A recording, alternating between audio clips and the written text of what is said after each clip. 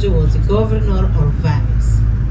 Between this wedding cake palace and the other smallest white, that we have the prison, there is a bridge that connects Doge Palace to the prison. You cannot cross, of course, because it's at the first floor, let's say. And that is the side bridge.